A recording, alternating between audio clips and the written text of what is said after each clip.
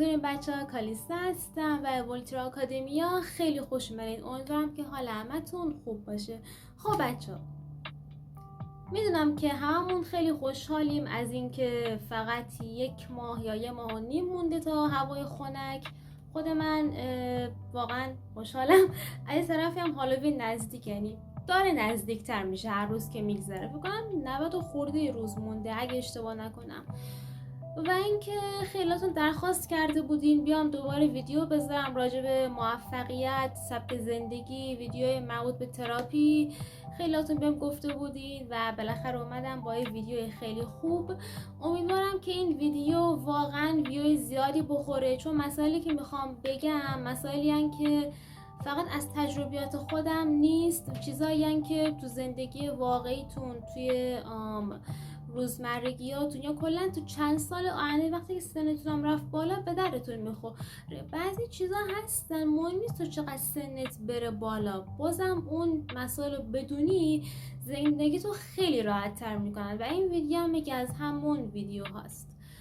خب بچه ها، بریم سراغ ویدیو. میخوام بهتون چند تا مورد رو بگم که اگه تو زندگیتون انجام بدین خیلی راحت تر میشین. یادم یه بار یه حرف خوبی زده بودم، گفته بودم که کسایی مثل من هستن، ما این ویدیوها رو میذاریم، ما این مسائل رو میگیم، اما اینکه یه نفر بخواد واقعا تلنگر بهش وارد شو این چیزا رو واقعا تو زندگیش اجرا بکنه، اونه که برنده است. چون تو میتونی یه عالم ویدیو ببینی، میتونی یه عالم نکته برداری کنی از این حرفا، میتونی کلی حتی مطلب بخونی، پادکست گوش بدی تو این موارد زندگی، ولی تا وقتی بهشون عمل نکنی یا کم کم شروع نکنی خب فایده ای نداره. آدم باید عمل کنه تا به چیزی که میخواد برسه، عمل کنه که زندگیش بهتر بشه. خیلی خوب، بریم سراغ مسائلی که میخوام بهتون بگم. مورد اول، ببینید بچه‌ها، تو زندگیتون نگفتن رو یاد بگیرید. نگفتن رو وقتی یاد بگیرین ببخشید، وقتی یاد بگیرین متوجه میشین که اصلاً کار سختی نیست.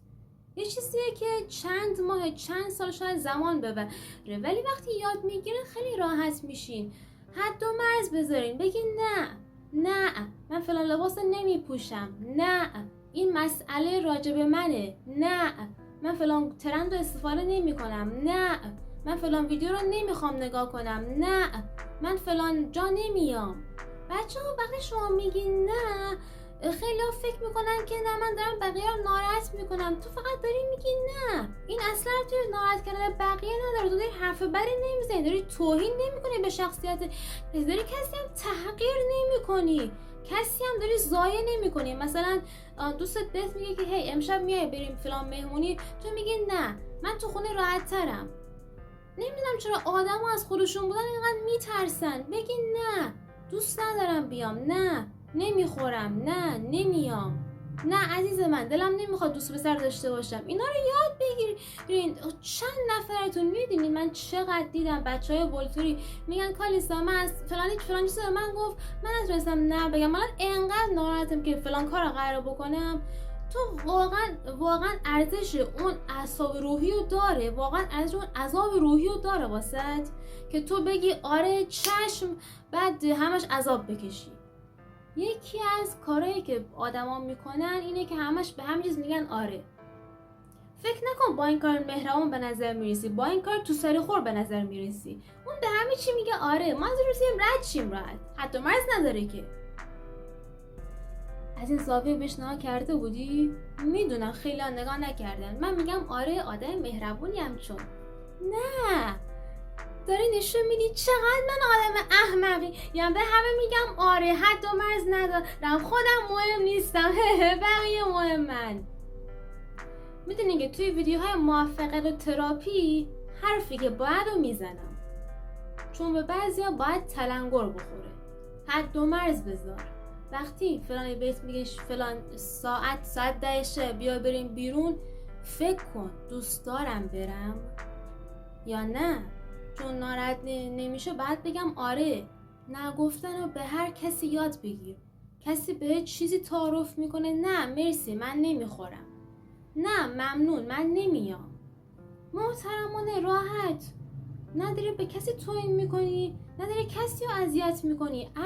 اگرم یه وقتی حد و مرز گذاشتی گفتی مثلا نه من فلان کار انجام نمیدم، نه من با این حرفت راحت نیستم، با این کار راحت نیستم و طرف دیگه داره بهت احساس گناه میده، مثلا میگه که تو چقدر بچه‌ای، تو چقدر مثبتی، حالا چی میشه مگه، چقدر ضد حالی. بگین آره، بگو آره عزیزم، بگو آره من ضد حالم، به خودم احترام میذارم، بگو آره من ضد حالم، برای خودم احترام قائلم، من ضد حالم، برای خودم حد و مرز دارم، نمیگم. بذار طرف به خاطر نگفتن تو رو بلاک بکنه. چی از زندگیت کم میشه؟ هر آدمی دلش نمیخواد یه سری کار رو انجام بده، نه اون از تو طلب داره، نه تو چیزی به کسی بدهکاری، تو به کسی بدهکار نیستی. بعضی از آدم وقتی مثلا بهشون میگن فلان کارو نمیکنم یه دراماتیک بازی در میارن، شما هم دیدین دیگه، یعنی چی این کار انجام نمیدم، یعنی چی این کار انجام نمیدم، دعوا میگیرم، بلاک میکنن. حد و مرز گذاشتم، دلم نمیخواد این کار انجام بدم. اگرم ازت پرسیدن چرا، بگو نه دیگه، نه دوست ندارم. هر چیزی نباید دلیل داشته باشه، هر چیزی میگه باید دلیل داشته باشه، نه چون دوست ندارم، مثلا به شخصیت من نمیخوره بیام فلان جا اون کار انجام بدم. هم میگه تو دوست نداری خودش دلیله، تو مگه خودی انسان و یه شخص نیستی؟ خب پس تو حق داری چیزا رو دوست نداشته باشی. مورد بعدی، مورد علاقه خودم. بچه‌ها از قضاوت شدن نترسین. تهش کی قراره شما رو قضاوت کنه؟ اون کسی که تو رو درک میکنه تو رو قضاوت نمیکنه. اون کسی هم که یه شخصیت خوب داره، لول بالاست، نمیاد تو رو مسخره نمیکنه. برای کی نمیخوای قضاوت بشی؟ کی تو رو قضاوت میخواد بکنه؟ مامان بابات میخوان تو رو قضاوت بکنن؟ اگه مامان بابات بشه که حمایتگرت باشن، قرار اول کار تو رو قضاوت بکنن، خب اون چه رفتار سمیه هست. دوستات میخوان تو رو قضاوت بکنن، بذار قضاوت کنن، جدا شو ازشون. هیچ کسی، تأکید میکنم، هیچ کسی حق نداره تو رو قضاوت بکنه به خاطر مثلا لباسی که میپوشی، به خاطر نگفتنت، به خاطر کاری که داری انجام میدی، کاری که دوست داری انجام بدی. هر کسی باید سرش زندگی خودش باشه. نکن مثلا قضاوت چیه، نکن این زندگی منه، این زندگی توه، تو با قضاوت کردن نظر دارز میخوای بیای توی این زندگی من. خب نه، تو گم شو بر، من نمیذارم تو بیای تو زندگی من حال منو خراب کنی. بچه تو هر کاری کنی قضاوت میشی، همه چیز رو قضاوت میکنن، همه قضاوت میکنن. توی دنیای قضاوتگر داریم زندگی میکنیم. فلان چیزا نداری پس زشتی، موهات اونجوریه پس زشتی، فلان کار نمیکنی پس بی پولی. این چه دنیایی هست؟ تو واقعا میخوای خودتو به کشتن بدی که قضاوت نشی به خاطر این آدما؟ به خاطر این آدمایی که اگه یه نفر توی خیابون لباس متفاوت بپوشه چپ چپ نگاش میکنن، یکی موهاش بنفش باشه چپ چپ نگاش میکنن. آدما کیان؟ مردمی که اینقدر میرسه قضاوت کنن کیان؟ نه بگو کیان؟ اون رهگذری که اصلا اون بر خیابون وایساده و قرار نیست دیگه هفته بعد که میره بیرون ببینیش؟ اون گارسونی که توی کافه مثلا قراره به رنگی موتی نگاه بد بندازه بعدش دیگه بره؟ کی قرار تو رو قضاوت بکنه؟ تو میخوای خودتو سانسور کنی، استعداداتو پنهان کنی، خودتو قایم کنی که بقیه من قضاوت نکنه. کی میخواد تو رو قضاوت بکنه؟ مهم نیست دختری، مهم نیست پسری، همه قضاوت میکنن.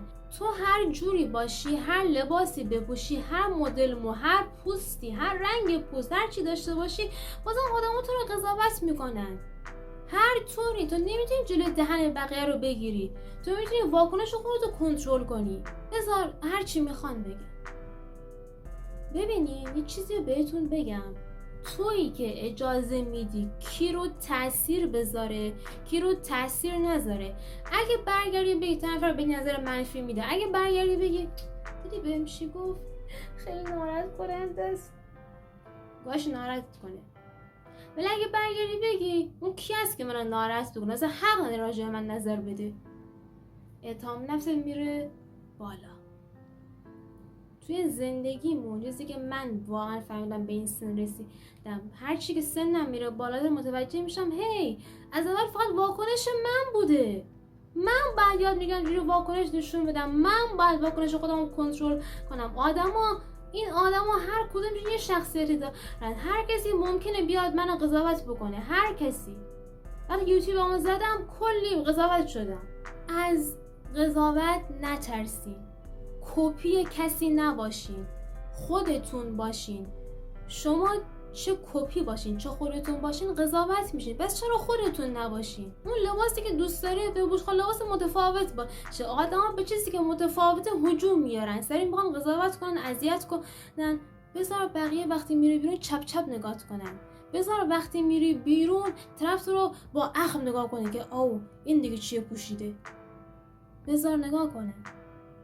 تو نگاه نکن، تو اون برا نگاه کن، تو مستقیم راه تو برو که من اهمیتی نمیدم. چرا باید با مایی که 100 سال دیگه تو این دنیا نیستن اهمیت بدیم؟ یه روزی، جدی دارم میگم، یه روزی به سن 80 سالگی 70 سالگیت میرسی و تمام چیزی که واسه نونه یه حسرت خالیه. به خودت میگی کاش که از حرف مردم نمیترسیدم، کاش که فلان کسب و کار رو شروع میکردم، کاش که مثلا به حرف بقیه گوش نمیدادم، فلان چیز واسه خودم میخریدم. من چند وقت پیش داشتم با یه خانمی صحبت میکردم، 60 خورده سن داشت. ازش پرسیدم میشه حسرتاتون توی زندگی رو بگین؟ نمیدونین داشت مثلا با چه ناراحتی میگفت مثلا کاش که فلان کارو نمیکردم، کاش که جلوی فلان اتفاقو میگرفتم، کاش که مثلا اون کار انجام نمیدادم، کاش که مثلا از فلانی جدا میشدم. فکر کن توی اون سن برسی و هنوز از زندگیت راضی نباشی به خاطر تصمیمات اشتباهی که توی جوانی گرفتی. اون زمانا مجازی نبود، کسی نبود راهنمایی کنه، ولی الان هر کسی واقعا یه نعمته. هر کسی داره از تجربیات خودش میگه، داره راهنمایی میکنه، داره میگه آقا من این راه رفتم تهش بد بود، تو نرو.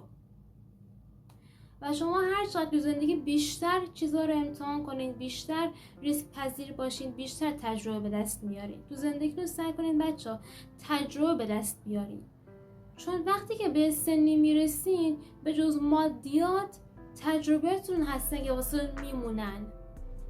میگین که واو چقدر تجربه دارم، خیلی حس دانایی بهتون میده. بذار بهت بگن کسب و کارت مسخره است، بذار بهت بگن کاملت به جایی نمیرسه، بذار همه اینا رو بگن، بذار قضاوتت کنن، بذار به حرف بد بزنن. و حرف آخر، هیچ کسی حق نداره تو رو به خاطر ظاهرت قضاوت کنه، هیچ کسی هم حق نداره توی زندگی شخصیت دخالت کنه. مورد بعدی، وای من عاشق این موردم. بچه‌ها نگاه کنین، اولویتتون اهدافتون و پول باشه.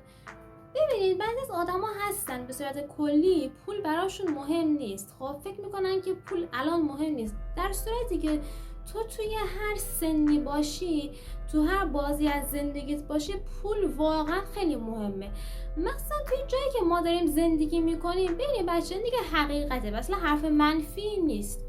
جایی که ما داریم زندگی میکنیم تورم واقعا بالا، از قیمتا واقعا هی گرون میشن و خب نمیتونی توی این مکان این موقعیت بگی نه پول اونقدر مهم نیست. نه، پول خیلی مهمه. تو پول داشته باشی پوست بهتری داری، سلامتیت بهتره، حالت بهتر، تو هر چقدر حال روحی خوبی داشته باشی، کار درآمدی انجام بدی، اما ببینی که مثلا تو زندگی که سری چیزا نداری، هی مثلا توان مالی نداری، حالتو بد میکنه. پس ببینین اگه مهارتی دارین سعی کنین ازش پول در بیارین. اگه میخوان کاری شروع کنین زودتر شروع کنین. اگه میخواین سرمایه گذاری کنین حتما انجامش بدین، سواد مالی رو یاد بگیرین. و اینکه هدفاتون چه هدفایی دارین، چه ارزشایی دارین، سعی کنین به اونا برسین. زندگیتون باید هم از لحاظ مالی راحت باشه، هم از لحاظ ذهنی.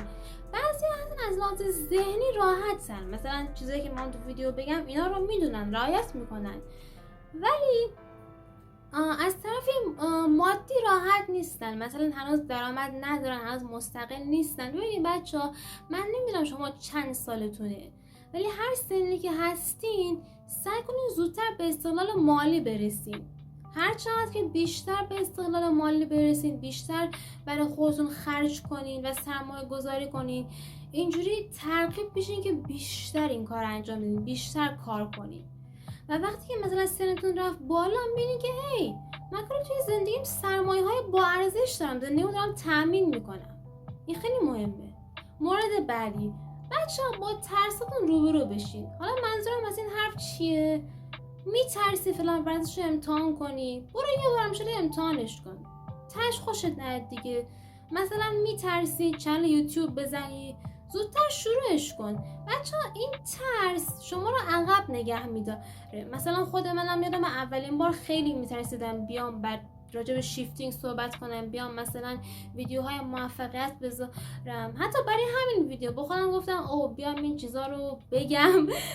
اما خب وقتی از ترستون عبور میکنید، میگذارید، هم اعتماد به نفستون میره بالا، همین که متوجه میشین هی من چقدر توانایی دارم، چقدر میتونم کار انجام بدم. خیلی خوبه واقعا. مورد بعدی، بچه‌ها روی خودتون سرمایه گذاری کنید. منظورم از این حرف چیه؟ نگاه کنین، کتاب بخونین، باشگاه برین، ورزش کنین، لباسایی که خوشتون میاد بپوشین، استایل شخصی داشته باشین دیگه، غذاهای سالم بخور، یعنی اطلاعات کسب کن، این پادکست گوش به، روی شخصیتتون و ذهنتون، بدنتون سرمایه گذاری کنین. چرا اینقدر مثلا خودتون نالیده میگیرین؟ صاف وایسا، ورزش کن، سالم بمونی، روی چیز با ارزش سرمایه گذاری کن، کتابایی که دوست داری رو بخون، پادکست رو حسابی گوش بده. بچه‌ها یه چیزی بهتون بگم، این خیلی مهمه. انسان تا وقتی خوبه که توی مسیر رشد و تغییر باشه. کسایی که توی مسیر نیستن، من واقعا نمیدونم زندگیشون چجوریه، ولی خب میدونم اصلا جالب نیست. انسان ها به این دنیا آمدن، ما به این دنیا آمدیم که تجربه کنیم، درد بکشیم، خوشحالی کنیم، ببینیم، بخندیم، بگیم و اینکه تجربه کنیم. هر چیزی رو تو جستجو باشیم، خودمون رو جستجو کنیم. هر چقدر که سعی کنین بیشتر تو جستجو باشین، چیزای جدید امتحان کنین، خودتون رو بشناسین، اینجوریه که واقعا خوشحال میشین، اینجوریه که حالتون خوب میشه. چیزای مادی یه طرف، چیزای معنوی و ذهنی و رشد یه طرف. ببینین شما میتونین بهترین چیزا رو تو مادیات داشته باشین، اما اینا باید باشه. من همیشه میگم اینا باید جفتشون باشه، جفتشون به یه اندازه مهمه. من واقعا موافق نیستم کسایی که میگن پول مهم نیست، اینا مهمه، یه کسایی که دیگه که میگن اینا مهم نیست، پول مهمه. نه، جفتشون مهمه. مادیات زندگی فیزیکی تو راحت تر میکنن، اما معنوی زندگی روحی ذهنی تو بهتر میکنن. مورد بعدی، بچه‌ها قبلا هم گفتم توی پادکستام، از آدمای منفی نگر، سمی، مسخره فاصله بگیرید. ببینید بچه‌ها، ما همه جور آدم تو همه جای دنیا داریم. آدمای مسخره داریم، آدمای احمق داریم. اینا رو عادی سازی کن. بگیم ما بعضی از آدما فقط احمقن، بعضی از آدما فقط بیشورن، بعضی از آدما فقط بی فرهنگن، بعضی از آدما فقط عقایدشون مسخره است. بعضی از آدما هستن مثلا این ویدیوها رو میبینن، این چیزای انگیزشی رو میبینن، مسخرش میکنن، اما چیزای منفی که میبینن میگن واو این خیلی خوبه. همچنین آدمایی هستن. من حتی یادم طرف میگفت که چی این جملات انگیزشی و اینا شیطان پرستیه. یعنی شما تصور کنید چه عقلی باید داشته باشی که اینو بگی. از آدمای سمی زندگیتون که بهتون آسیب میزنن فاصله بگیرین و اصلا کامنت های آدم ها رو نخونید. الان اینستاگرام پر کامنته، نه این سری کامنت های منفی رو بخونید. چرا میخونین؟ مثلا بعضی میگن نه میخوام نظر بقیه رو بدونم. کل نظر منفی رو بد نوشتونزی، حالت بد میشه بعد خوندنش. نخونین، رها کنین. فلانی مسخره‌ات کرد، اون از شخصیت مسخره خودشه، ولش کن، باش حرف نزن دیگه. و یه چیز مهم، تو اگه ذهنیت بزرگی داری، اهداف بزرگی داری، باهاش با آدمای کوچیک صحبت نکن. آدمایی که ذهنشون کوچیکه. یه چیزی بهت بگم، من یادمه یه روز یه نفر اومد بهم گفت که چنل یوتیوب تو به هیچ جایی نمیرسه، داری الکی وقت تو هدر میدی. ببینین این زندگی منه، چنل یوتیوب منه، هیچ کسی حق نداره بیاد همچین حرفی به من بزنه. کسی نباید به نفر دیگه بگه تصور کن این ذهن منه، این ذهن یه نفر دیگه است. خب تو میخوای بیای این ور توی ذهن من بگی هدفی که من دارم به جای نمیرسه، کاری که من دارم میکنم به جای نمیرسه. این چقدر مسخره است. یادم چقدر مسخره باشه که اینو بگه. یادم چقدر بعد اصلا چی بگم آقا، چقدر مثلا بعد بی فکر باشه، بی عقل باشه که بیاد اینو به نفر دیگه بگه. به کسی ربطی نداره اصلا. من تواناییمو دیدم، میدونم که کارم خوب پیش میره. تو نمیتونی این چیزو ببینی، تو ذهن خودته، تو برو با فکر خودم، با فکر خودم. به کسی ربطی نداره اصلا. هر کسی که بهتون گفت نمیتونین، به این فکر کنین که اون داره برسن توانایی خودش میگه. این هدف منه، من قراره بهش برسم، نه کسی دیگه. من قراره زندگی شدم، نه کسی دیگه. من دارم زحمت میکشم، نه کسی دیگه. مورد بعدی، حس میکنم تا اینجا خیلی حرفای خوبی زدم. بچه‌ها حرف بقیه رو گوش نکنید. منظورم از این حرف چیه؟ ببینید، نکنین حرف کسایی رو گوش کنین که توی اون مسئله‌ای که شما میخواین تجربه دارن. فکر کنم بارها اینو گفتم، نه؟ آره گفتم. مثلا یه نفر بهتون میگه که ببین برو ترید، یه نفر بهت میگه نه برو آنلاین شاپ بزن، یه نفر میگه نه بیا بلاگر شو. نباید بشین حرف همشون رو گوش کنین ببینین خب اینو برم چون اون گفته، اون کارو کنم چون این گفته. نه خودت چی دوست داری همونو برو، از آدمایی که تو اون کار تجربه دارن کمک بگیر. ببینین بعضی ممکنه شکست خورده باشن، بعضی ممکنه موفق شده باشن. اگه شکست بخوری تجربه به دست میاره، اگه موفق بشی خدا رو شکر موفق شدی، بازم چیزی از دست نمیدی، تجربه جدید به دست میاری و از تجربیاتت دوباره شروع میکنی. مورد بعدی، بچه‌ها عقاید خودتون رو داشته باشین. این حرف من خیلی دوست دارم. عقاید خودتون رو داشته باشین. مثلا فکر کنین، یه مثال راجع به همین شیفتینگ میزنم. یه نفر میگه شیفت واقعی نیست، ولی تو باور داری که واقعیه. تا اون طرف میگه واقعی نیست، تو اینطوریه که راست میگه واقعی نیست. عقیده خودت چی؟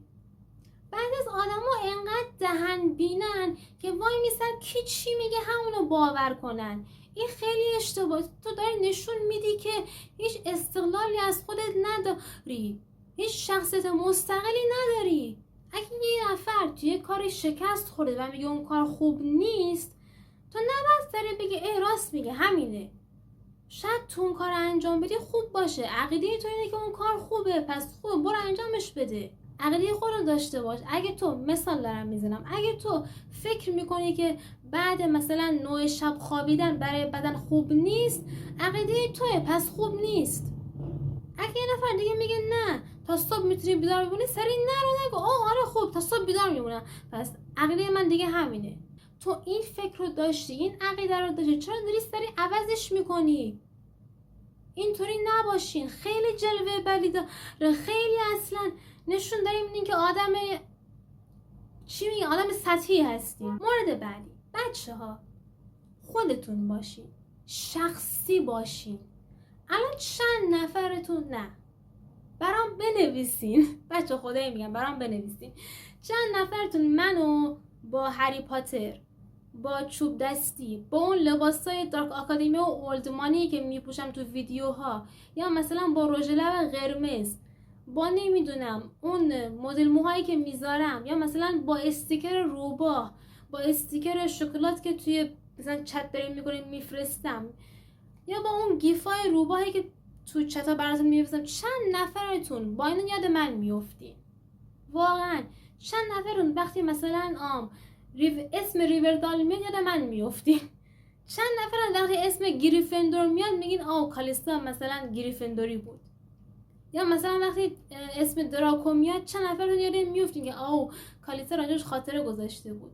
یا چند نفرتون وقتی اسم دکتر استرنج میاد اینجوری بهش فکر میکنین که کالیستا مثلا تیشرت رو پوشیده بود، کالیستا گفته بود که این باباش بود توی دیار؟ خیلیتون یاد من میافتین دیگه، خیلیتون یاد من میافتین و میگین کالیستا اینجوری خودش رو شخصی سازی کرد، توی ذهنا موند. اما کسایی که همیشه مثلا ترندا رو دنبال میکنن، چی ترنده چی نیست چی هست، شخصی نیستن هیچ وقت. تو نمیتونی بشناسیشون، نمیتونی ببینی کیان چیان چی دوست دارن. بچه هر چیزی که ترند میشه دلیل نمیشه خوب باشه، دلیل نمیشه قشنگ باشه. الان فکر کنم خیلی متوجه شدی که مثلا ترندا رو دنبال نمیکنم، خوشم نمیاد از چیزایی که ترند میشن. به نظر من آدم استایل شخصیش خیلی قشنگ تره. اگه خوشتون بیاد اشکالی نداره. مثلا وقتی لب و بومه خیلی دوستش داشتن، گفتن واو چقدر قشنگ، که خیلی از سلبریتی هم دوستش داشتن. اما بعضی هستن مثلا خودم خوشم نمیاد، گفتم نه به نظرم زیاد چیز قشنگی نیست، هیچ اشکالی نداره، خوشت نمیاد. نمیدونم چرا بعضی وقتی یه نفر میگه مثلا خوشم نمیاد هم بهش هجوم میارن، در صورتی که طرف فقط گفت خوشم نمیاد. این خیلی حرکت سمیه. باید شخصی باشین، استایل شخصی، مدل موی شخصی، یه آرایش شخصی، یه تیپ شخصی. دختر پسرم نداره این قضیه. ببینین چی بهتون میاد، چی بهتون میشی. نه هر چقدر که خودتون رو بیشتر بشناسید، هر چقدر که کارهایی که میخوان بیشتر انجام بدین، راحت ترین، خوشحال تر میشین. خیلی گرمه. و ما مورد آخر، نمیتونم بگم چقدر خوشحالم که این ویدیو رو گذاشتم. من چند روز داشتم توی اینستاگرام میچرخیدم و 2 نفر رو دیدم که دارن راجع به موضوعات صحبت میکنن. مثلا موضوع این که چقدر همه کپی شدن، کسی دیگه سلیقه شخصی خودشون نداره، و چند ویدیوی دیگه راجع به سواد مالی و سرمایه گذاری. با خودم گفتم بیام یه ویدیو درست کنم برای مخاطبای خودم و اینکه امیدوارم این ویدیو خیلی بیشتر دیده بشه. توی اینستاگرام خب خیلی ویو میخوره، اما خب یوتیوب و اینستاگرام با هم دیگه متفاوتن، 2 برنامه جدا از همن کلا. و اینکه خیلی خوشحال شدم که منم اینا رو گفتم. بریم سر مورد آخر. بچه نها کنین، همه اینا که گفتم نشونه اینه که اولویتتون خودتونین. خب اولویتتون خودتون باشین. قبل از هر چیزی فکر کن ببین این کار منو اذیت نمیکنه، خاک بود.